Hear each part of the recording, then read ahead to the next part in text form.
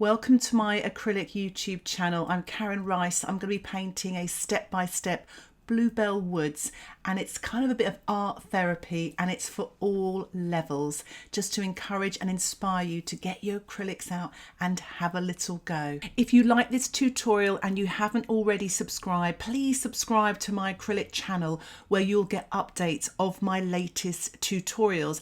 And if you have any questions about this tutorial, please put them in the comments section below and I'll try and get back to you as soon as I can. So let's get started. For a full list of the materials I will be using, please see the description below.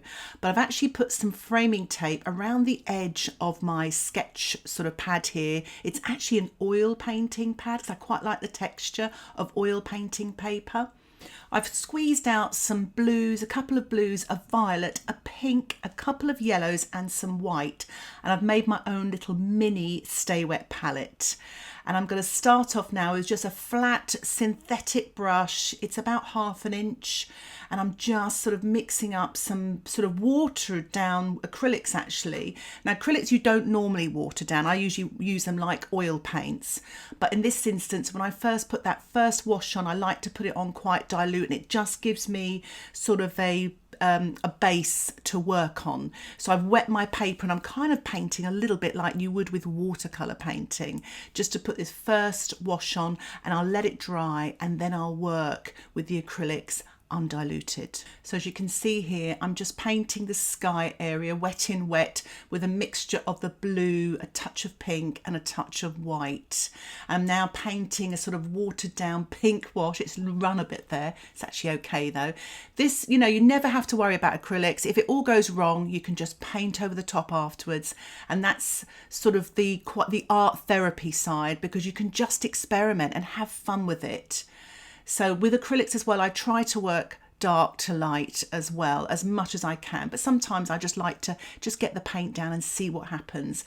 So I've painted, because it's a Bluebell woods I'm going to be painting here, I've got a sort of a Bluebell wood colour, the blue and the pink, and now I've made a little bit of green there as well, and I've painted the green in, and I'm just sort of really just getting down some sort of colourful shapes as my underpainting, so I can let this dry, as I said, and then work on top afterwards. So my painting has dried and I'm going to start painting on top now with the paint straight from the tubes.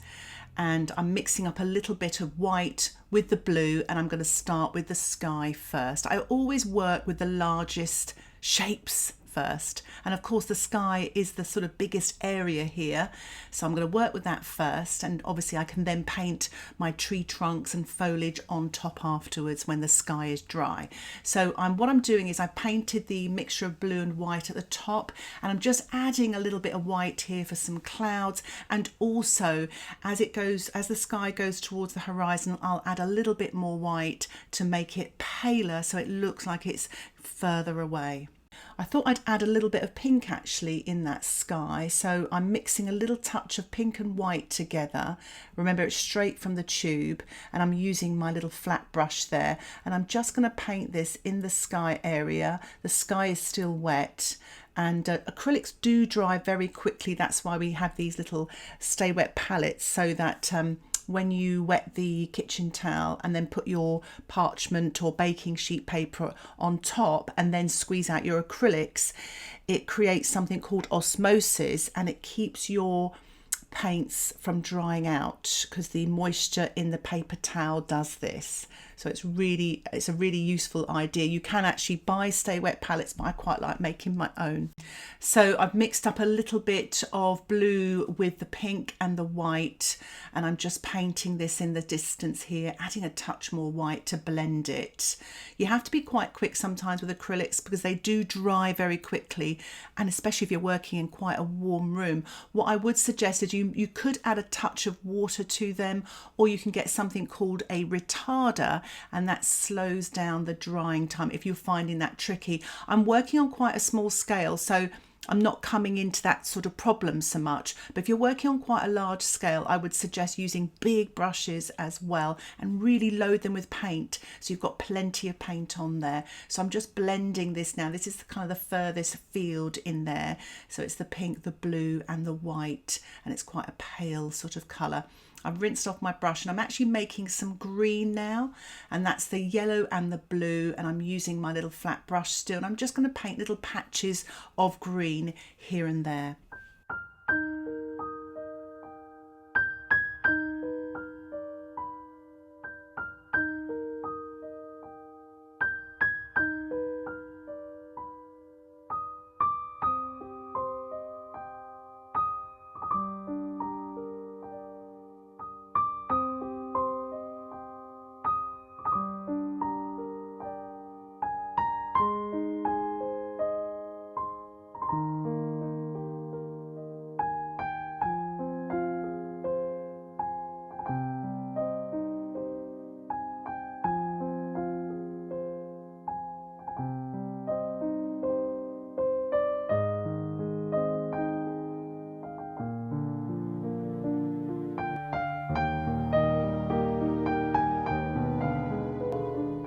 Just mixing up some Bluebell colour now, using the pink, the cobalt blue this time, and a little touch of white.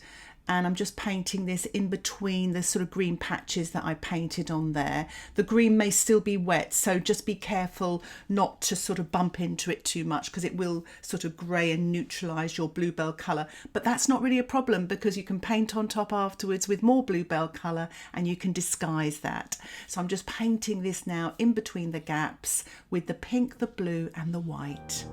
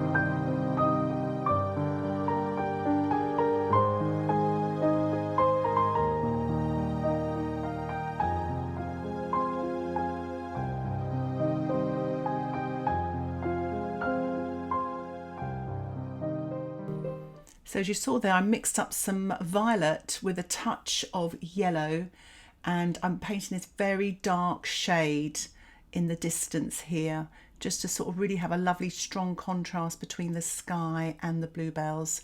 So I'm using my finger as well to blend, just to give it a nice, so it looks like it's further away, just to give it a nice fuzzy effect at the top there.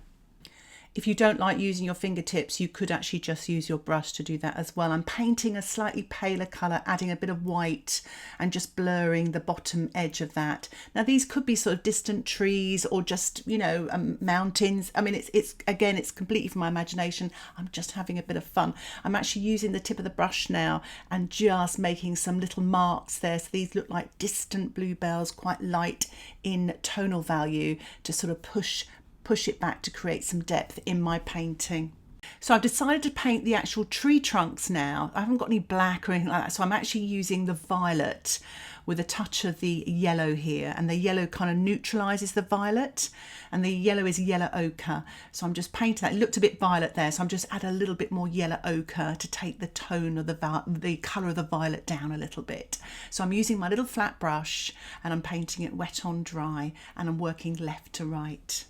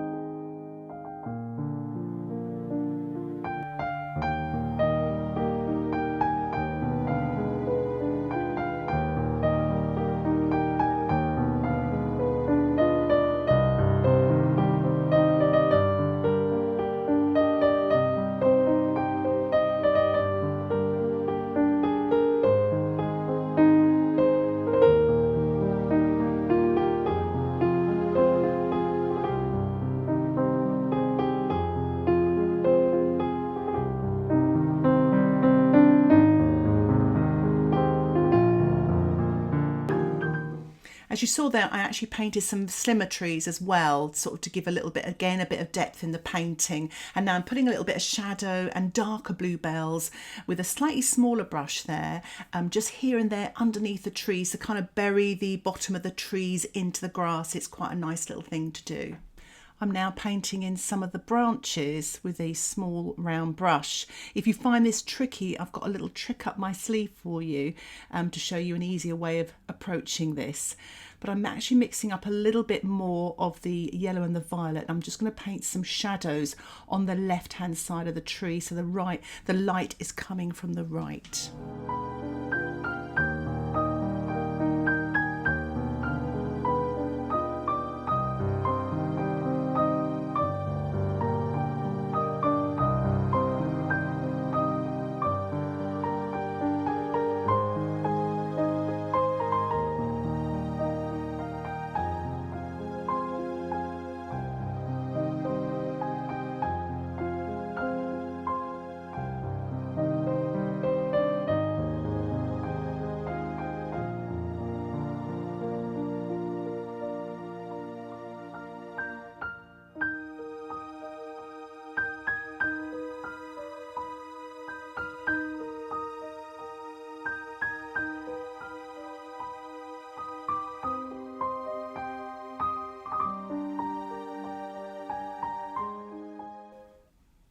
I'm just painting in a few lighter bluebells now in this sort of central area here, using a mixture of the cobalt blue, a touch of pink and white, and using the tip of my brush and using a stippling technique.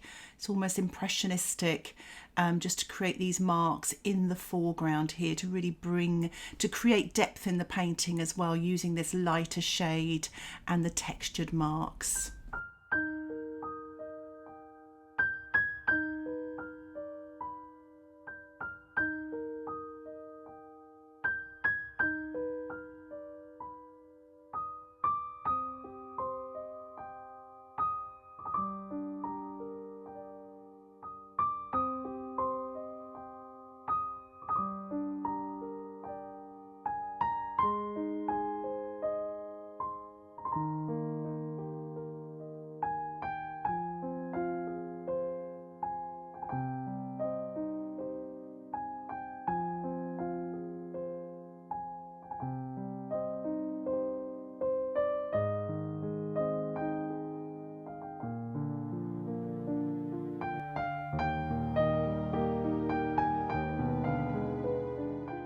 I'm lightening up now the colour of the bluebells, really light, and just to really create a little bit of sparkle underneath the trees in the foreground here and there.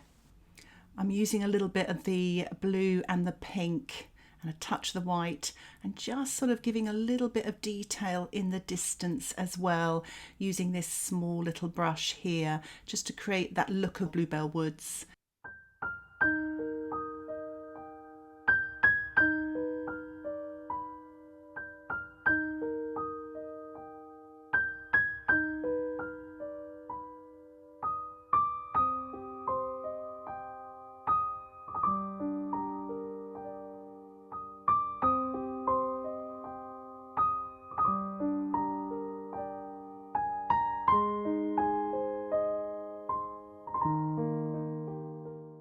As you can see, I'm using some yellow and blue here to make a lovely limey light green, and I'm painting these marks sort of under the tree in these little patches of green using the tip of my brush. Just try to vary the marks, don't have them all in a straight line, sort of go, sort of go right, go left, sort of go straight up, vertical, just to really vary them. Have some fun with it. Have a bit of practice. Remember, you can paint over the top if it goes wrong or you don't like what you've painted. I'm actually painting a little bit of dark green as well, just to balance out the light green, painting these little marks here and there. And it's a mixture of the blue and the yellow, just a little bit more blue. And if you want it even darker, add a little bit of the violet. Just remember, when you're rinsing your brush to create a new colour, always give it a rinse right at the bottom of your jam jar or whatever you're using, because it really gets rid of the paint. That's a really good tip there, and then you can wipe it on a piece of kitchen towel as well. What I'm doing here is I'm just using a mixture of the blue and the yellow and painting some foliage and just sort of scrubbing on the top part of the tree area here. I've actually included a little bit of water because I wanted a touch of transparency so you can sort of see the sky kind of coming through as you would with the foliage of trees. You know, you can see those little sky holes. So I thought that'd be quite a nice thing to do.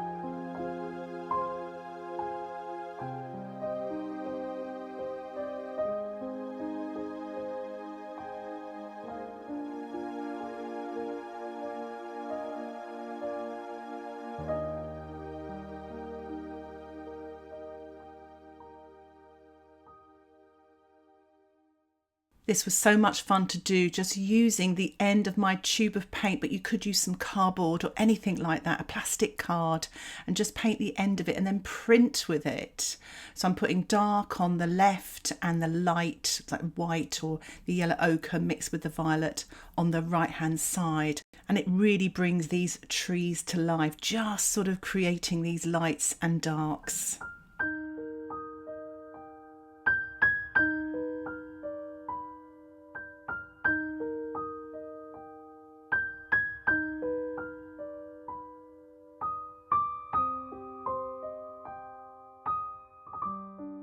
As I said earlier, I'm going to show you another way of painting the branches, and it's actually using again the bottom of this tube of paint to print in the dark branches here and there. If you do happen to make a mistake, something you don't like, just put a little bit of water on there before it dries and then lift off with a paper towel, and it gets it back, it takes it off, and you can actually then apply some fresh paint on top. Otherwise, if it has dried, just paint over the top.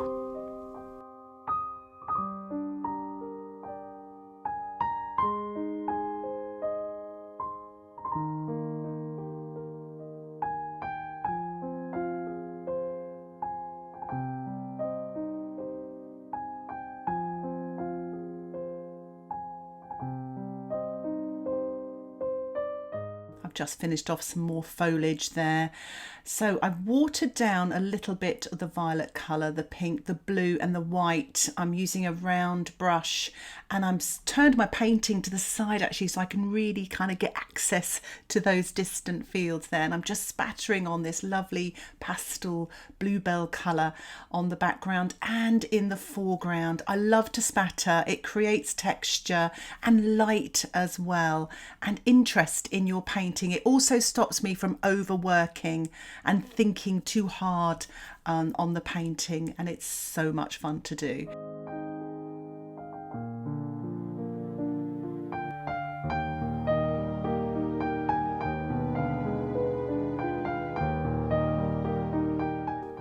I didn't quite like this blob on the bottom there, so I'm just taking it out again with some water and then lifting it off with the kitchen towel. It comes off nicely, and then just give it another little spatter on top there just to kind of disguise that little smudge. I thought actually I quite like the spattering I did there, so I'm actually going to spatter some of the foliage as well. So I've used some yellow, a touch of blue and a touch of white, some nice lighter colours. It creates some light again and some textures. I'm using my liner brush, which is not quite as long as a rigger brush, and rigger brush a very long haired brush, but in this instance I'm using a liner brush. I have more control over it, but you could use a small round brush as well. So I've removed my framing tape, and I'm really pleased with my painting on the whole, with the lovely textures from the spattering and the light and darks of the tree where I use the end of the tube of paint. Thank you so much for watching this tutorial, and if you'd like to watch more tutorials like this, don't forget to subscribe to my YouTube channel, and if you have any questions, please put them in the comments section below. Thanks again for watching. Happy painting. Bye for now.